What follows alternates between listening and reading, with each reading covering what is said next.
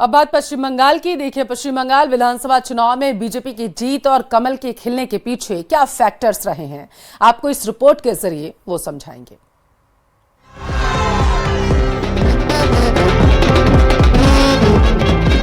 ये जश्न ground level पर मेहनत का है। जो है वो नरेंद्र मोदी जी जो सुशासन के ग्राउंड जीरो के ग्लोबल हीरो बने हैं, तो कोई बाई चांस नहीं है, बल्कि बाई पीपल्स चॉइस है, लोगों की चॉइस की वजह से है। ये आतिशबाजी हर बूथ पर प्रचार में बहाए गए पसीने की है। मुर्शिदाबाद, उत्तर 24 परगना, दक्षिण 24 परगना, मालदा, हुगली, ऐसे स्थान जहां पर भारतीय जनता पार्टी को कहा जाता था खाता भी खुलना मुश्किल है, आज वहां पर हम अधिक सीटों पर लीड कर रहे हैं। ये एक बहुत बड़ा प्रमाण है। बंगाल में बीजेपी की जीत हर कार्यकर्ता के अथक परिश्रम का परिणाम है। 100 में से कितना परसेंट कॉन्फिडेंट है आप? 100% कॉन्फिडेंट है। भारतीय जनता पार्टी की सरकार बन रही है, भय हार रहा है, भरोसा जीत रहा है।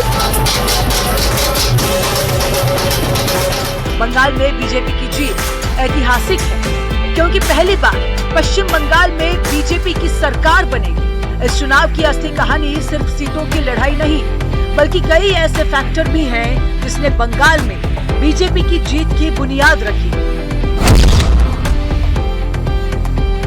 बंगाल के किले पर बीजेपी के फतह के पीछे पीएम मोदी की रैलियां और केंद्रीय योजनाएं प्रभावी रही।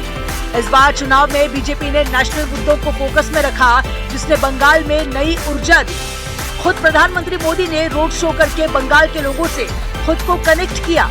कभी वो मंदिर गए, कभी फूल खरीदे, तो कभी झालमुड़ी खरीदकर लोकल दुकानदारों से जुड़े।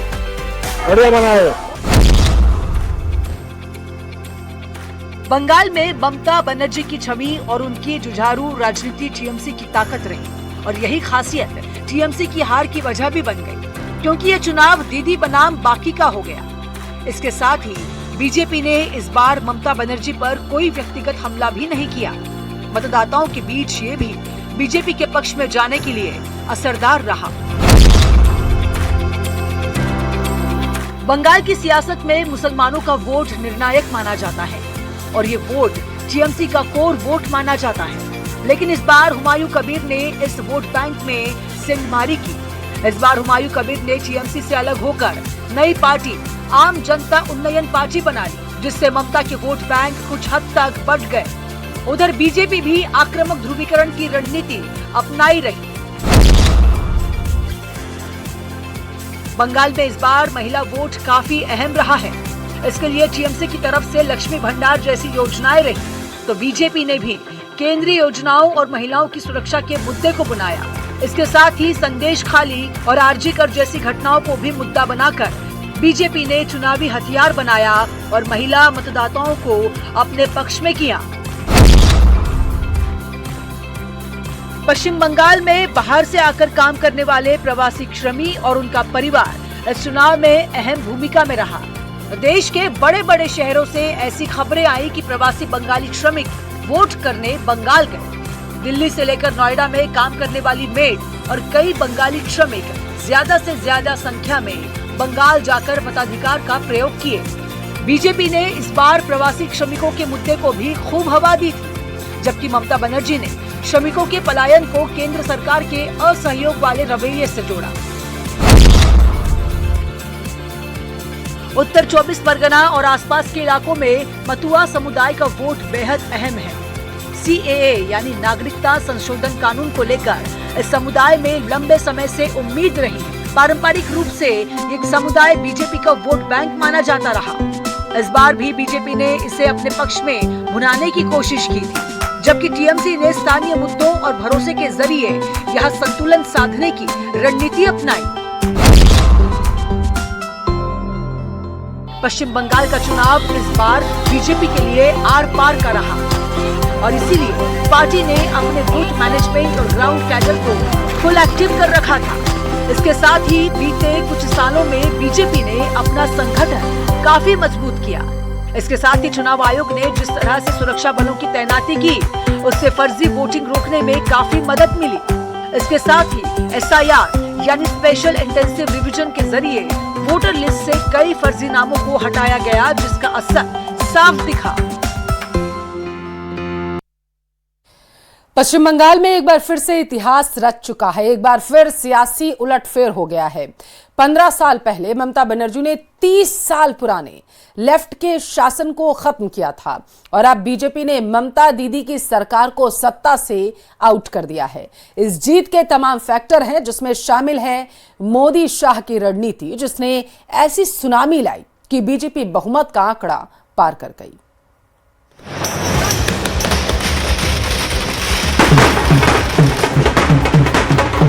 भारतीय जनता पार्टी की सरकार होने जा रही है पश्चिम बंगाल में।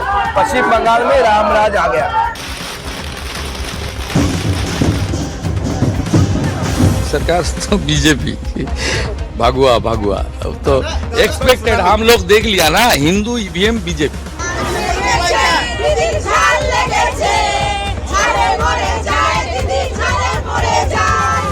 पश्चिम बंगाल ने फिर पलट दी सरकार। बीजेपी का पलटोना दरकार। चाही बीजेपी सरकार का नारा बंगाल के लोगों ने साकार कर दिया। 2011 तक शून्य पर रहने वाली पार्टी ने 2016 में 3 सीटों से खाता खोला था और 2021 में 77 सीटें जीतकर धमाका किया था और 2026 में बहुमत हासिल करते हुए इतिहास रच दिया और ममता बनर्जी के एक छत्र माने जाने वाले राज को समाप्त कर दिया। 2021 में ममता के हाथों मात खाने के बाद भारतीय जनता पार्टी ने जमीन नहीं छोड़ी, लोगों के मुद्दे उठाते रहे और ममता सरकार को लगातार घेरते रहे। उधर ममता बनर्जी केंद्र पर आरोप लगाकर लोगों की सहानुभूति हासिल करने की पूरी कोशिश करती रही, लेकिन आखिर में बाजी बीजेपी मार ले गई। आह का परिणाम है, भ्रष्ट क्रूर सत्ता का दुष्परिणाम है। ये मां माटी मानुस का दर्द यहां आ गया। मोदी का विश्वास सभी पे छा गया। जब वोट डालने की आजादी मिली, सबका साथ विकास प्रयास से सज गया। टीएमसी के लोग बोल रहे हैं कि रसगुल्ला घर में पहुंचाऊंगा, कोई गेट के बाहर मत निकलना, गेट बंद करके रखना। तो ये कहीं ना कहीं ये माइंडसेट अगर है आपके सरकार का, तो कोई भी चाहेगा ना कि हमको थोड़ा फ्री जीना है, हमको ऐसे बंद के नहीं जीना है। आज लोगों के दिल के ये भाव जागे, ममता बनर्जी किसी और रास्ते पर चल रही हैं। तुष्टीकरण की राजनीति के माध्यम से, किसी भी तरह भ्रष्टाचार गुंडा राज के माध्यम से किसी तरह राजनीति चले, ममता बनर्जी उस रास्ते पर काम कर रही थी। अभी तक पश्चिम बंगाल में एक भी मौत की खबर नहीं आया। पश्चिम बंगाल की जनता स्वतंत्रता का बाद ऐसे चुनाव देखा नहीं। ये लोकतंत्र की जीत है। इस जीत के 2 धुरंधर हैं, प्रधानमंत्री नरेंद्र मोदी और केंद्रीय गृह मंत्री अमित शाह। प्रधानमंत्री नरेंद्र मोदी ने नैरेटिव और रणनीति सेट की, तो अमित शाह ने उस नैरेटिव और रणनीति को जमीन पर उतारकर जोड़ा फूल को हराने का ग्राउंड तैयार किया। पीएम नरेंद्र मोदी बंगाल के रंग में रंग गए थे। हुगली नदी में बोटिंग, बाजार में खरीदारी, झालमुड़ी खाते हुए बंगाल के लोगों से चर्चा, फुटबॉल खेलते हुए और बंगाल की संस्कृति के साथ समागम। हम तो रास्ते से जा रहे थे, झाल मुरही खा रहे थे, रास्ते से जा रहे थे, झाल मुरही खा रहे थे, बंगाल ओर जा रहे थे। दीदी मिर्ची लगे तो हम क्या करें, दीदी मिर्ची लगे तो हम क्या करें। वो लगातार ये बता रहे थे कि बीजेपी को बंगाल के लोगों का साथ मिला तो बंगाल विकास की रफ्तार पकड़ेगा और वो अपनी रैलियों में लगातार याद दिला रहे थे कि बंगाल को किन चीजों से आजादी चाहिए। हम सब मिलकर बंगाल को हर बेड़ी से आजादी दिलाएंगे। आजादी हिंसा और दंगों से, आजादी टीएमसी के भय और भ्रष्टाचार से, आजादी टीएमसी के सिंडिकेट से, आजादी घुसपैठ और घुसपैठियों से, आजादी बेरोजगारी और बेकारी से, आजादी तुष्टीकरण और परिवारवाद की बीमारी से, साथियों, यही वो आजादी है जो 21वीं सदी में बंगाल का पुराना गौरव फिर से लौटाएगी। 2021 में जब 77 सीटें मिली थी तब बीजेपी को यही लगा था कि एक धक्का और बीजेपी विपक्षी दलों से सरकार तक पहुंच सकती है। इसीलिए तभी से 2026 की तैयारियां शुरू कर दी गई थी और बीजेपी ने अपना पूरा फोकस ग्राउंड वर्क पर शिफ्ट कर दिया। हवाई दावों के बजाय कागज और जमीन पर एक एक वोटर का हिसाब रखा जाने लगा। अमित शाह ने खुद पश्चिम बंगाल के 44,000 से ज्यादा पोलिंग बूथों की मॉनिटरिंग अपने हाथ में ली। 152 अहम विधानसभा सीटों को चिन्हित किया गया। इन सीटों पर बूथों को 3 हिस्सों में बांटा गया। स्ट्रॉन्ग बूथ यानी मजबूत बूथ, फोकस्ड बूथ यानी जहां टक्कर कांटे की रही, और वीक बूथ यानी वो कमजोर बूथ जहां सबसे ज्यादा काम करना था। चुनावी नतीजे बता रहे हैं कि अमित शाह के पन्ना प्रमुख और बूथ अध्यक्ष मॉडल ने टीएमसी के कैडर पर मजबूती हासिल की। फुटबॉल या हॉकी की तरह मैन टू मैन मार्किंग की। पन्ना प्रमुख सिस्टम के तहत एक एक कार्यकर्ता को सिर्फ 30 से 60 वोटर्स को संभालने की जिम्मेदारी दी गई, यानी एक पन्ना प्रमुख को महज 10 से 15 परिवारों पर नजर रखनी थी। उनका काम सिर्फ पर्चे बांटना नहीं था, उनका काम था चुनाव के दिन हर हाल में इन वोटर्स को उनके घरों से निकालकर पोलिंग बूथ पर सुरक्षित पहुंचाना। इसके अलावा कई बूथों को मिलाकर शक्ति केंद्र बनाए गए और हर बूथ पर 15 से 20 नए वोटर्स जोड़ने का एक सख्त टारगेट फिक्स किया गया। इस जमीनी माइक्रो मैनेजमेंट की रणनीति थी टीएमसी के उस कैडर को तोड़ना जो थोक के भाव में वोटों को कंट्रोल करता था।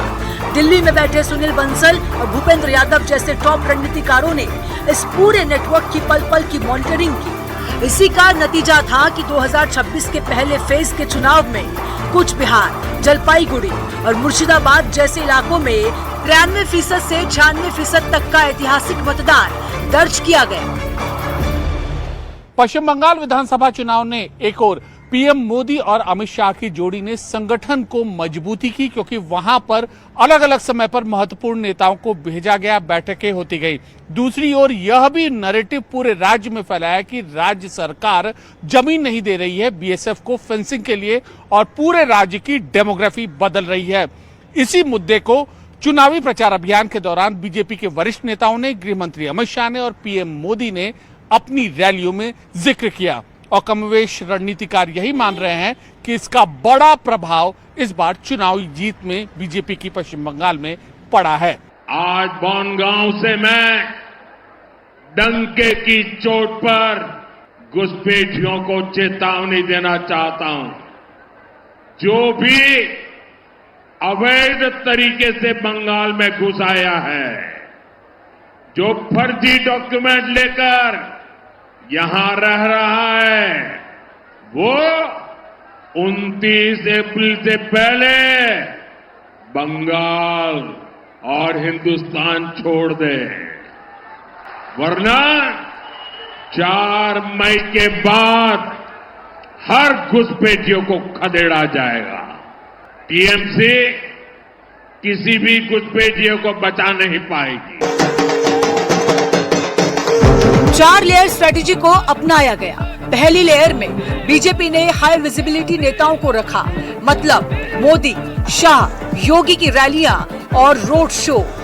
दूसरे लेयर में बूथ स्ट्रेंथनिंग, तीसरे लेयर में सीनियर लीडर्स का डिप्लॉयमेंट, चौथे लेयर में सिक्योरिटी का पक्का इंतजाम। गृह मंत्री अमित शाह ने बंगाल में 27 अप्रैल तक डेरा डाल दिया। 21 अप्रैल की रात को उन्होंने पार्टी कार्यकर्ताओं और प्रवासी पदाधिकारियों के साथ होटल के एक बंद कमरे में बैठक की। इस बैठक में संगठनात्मक डिवीजन के 5 जो डिवीजन आती हैं उसके 13 जिलों के पार्टी कार्यकर्ताओं और पदाधिकारियों के साथ बैठक की और दूसरे चरण की 142 सीटों के लिए इस मीटिंग में रणनीति बनाई गई। पीएम मोदी ने 18 रैलियां और 3-4 रोड शो किए। अमित शाह ने 43 रैलियां और 11 रोड शो किए। हर बूथ पर 10 से 15 अतिरिक्त वोट जोड़ने का टारगेट रखा गया, जिससे एक विधानसभा क्षेत्र में 2500 से 45 वोट बढ़ाने की योजना थी। सांसदों को लोकल कोऑर्डिनेशन के लिए लगाया। आरएसएस के नेटवर्क का इस्तेमाल करते हुए दूर दराज गांवों तक पहुंच बनाई गई और बाकी कसर पूरी करने के लिए ममता सरकार के खिलाफ खड़े मुद्दे थे।